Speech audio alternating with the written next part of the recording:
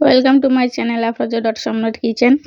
আজকে আমি তোমাদের দেখাবো নুন ছোলা রেসিপি। এটা বানানো খুবই সহজ আর খেতেও কিন্তু খুবই টেস্টি হয়।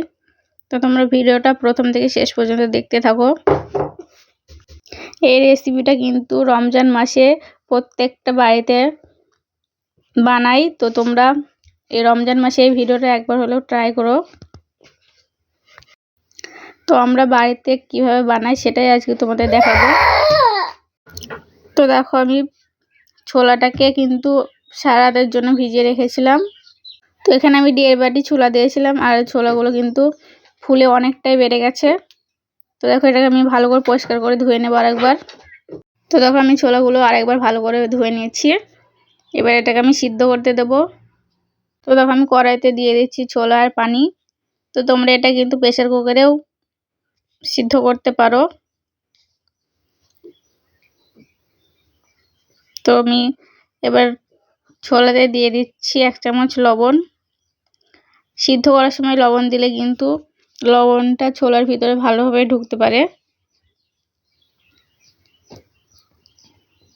তো এটাকে আমি এবার ভালো করে সিদ্ধ করে নেব।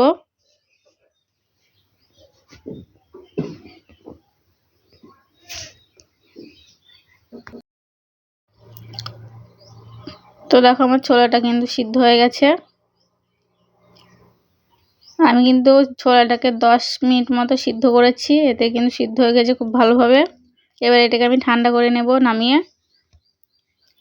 তো দেখো, আমি ছোলাটাকে নামিয়ে ভালো করে ঠান্ডা পানি দিয়ে ধুয়ে ঠান্ডা করে নিয়েছি। দেখো কতটা সুন্দর সিদ্ধ হয়ে গেছে ছোলাটা। এটা এবার তোমাদের বানিয়ে দেখাচ্ছি আমি। তো আমি কড়াইতে নিয়ে নিচ্ছি সামান্য তেল। তোমরা এটা সরষের তেল দিয়েও করতে পারো, আমি সাদা তেল দিচ্ছি। আর দিচ্ছি একটা পেঁয়াজ কুচি। পেঁয়াজগুলোকে লম্বা করে কেটে নিয়েছি আমি।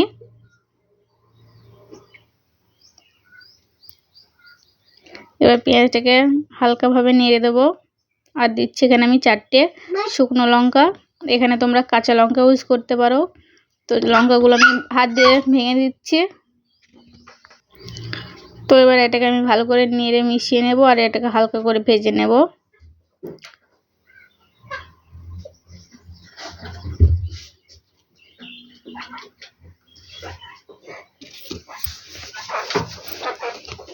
তো দেখো, আমাদের পেঁয়াজ আর শুকনো লঙ্কা ভাজা হয়ে গেছে। এবার আমি ছোলাগুলো দিয়ে দিচ্ছি।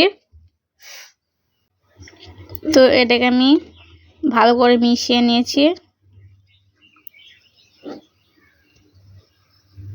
তো এবার এটাকে আমি ভেজে নেব।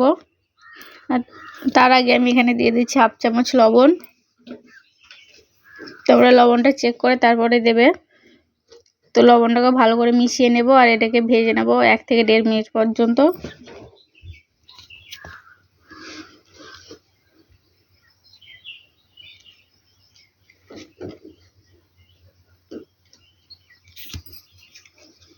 তো দেখো, আমাদের ছোলাটা কিন্তু ভাজা হয়ে গেছে।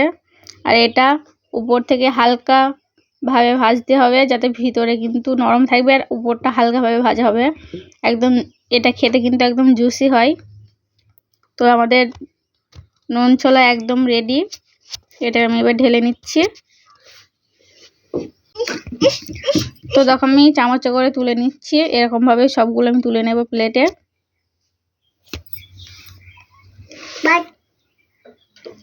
তো দেখো, আমাদের নুন ছোলা কিন্তু রেডি। আমি উপর দিয়ে দিয়ে দিচ্ছি হালকাভাবে চাট মশলা। তোমরা এটা না দিতে পারো। তোমরা কিন্তু এটা লেবু দিয়েও খেতে পারো। তো দেখো, আমি লেবু দিয়ে এটা খাবো, ওই জন্য আমি লেবু নিয়েছি 1 টুকরো। তোমরা কিন্তু এটাকে চাট বানিয়েও খেতে পারো কিংবা মুড়ির সাথেও খেতে পারো। তো দেখো, আমি লেবুর রসটা চিপে দিয়ে দিচ্ছি। তোমরা এরকমভাবে একবার অবশ্যই বাড়িতে বানিয়ে দেখো, খেতে কিন্তু খুবই টেস্টি হয়। আর আজকের ভিডিওটা কেমন লেগেছে আমাকে অবশ্যই জানিও।